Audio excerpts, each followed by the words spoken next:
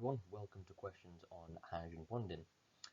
First question we have here is asking us to complete the diagram to show the hydrogen bonding between a water molecule and one other water molecule as well. We need dipoles, lone pairs, and to label the hydrogen bond as well. So 2 marks for this. So hopefully this should be relatively straightforward. We need a diagram like this. Now we need to make sure we've got a delta negative on both oxygens and then delta positives on all the hydrogens as well. We then need that dashed bond. Make sure it's a dashed bond, not a solid bond. If it's just a solid line, it makes it seem like it's a covalent bond. So make sure it's a dashed line and make sure you have an arrow pointing to it that's labeled hydrogen bond. You could write H bond, that would be accepted as well. So you've got your dipole mark, and then you've also got your hydrogen bonding mark as well. So a diagram like that, you get all 2 marks, which I think a lot of people should be able to get that and pick up those 2 marks. Right, next question. State and explain 2 anomalous properties of ice caused by hydrogen bonding.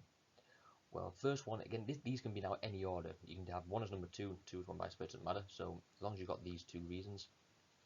Saying that ice is less dense than water will be our first property. An explanation is due to that its lattice structure held apart, that open lattice structure that it has. Second property is due to its melting point. It's actually higher than expected. Again, that's due to the hydrogen bonding that is taking place. So we get a mark for each. So 4 marks there, knowing some properties. Now again, something like this, you won't be necessarily able to work out. Maybe you could link with the hydrogen bonding taking place and linking that to melting point perhaps, but you can't work out that ice is less dense. So that's something that you need to be able to have in back of your mind when it's needed. And the last question we have here, so something slightly different, got some concentrated sulfuric acid, hydrogen bonding taking place.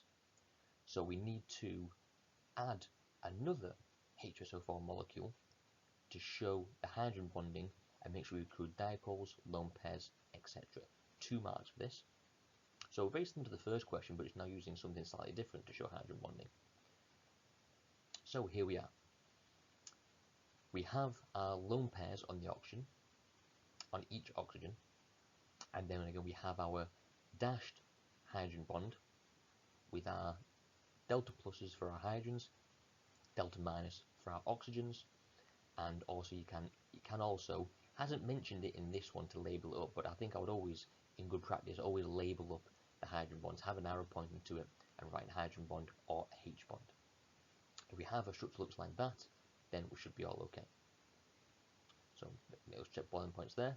Correct OH dipole and the lone pairs, and then the hydrogen bonds between the H on that second molecule. Okay, so that will do us for today on hydrogen bonding. See you next time.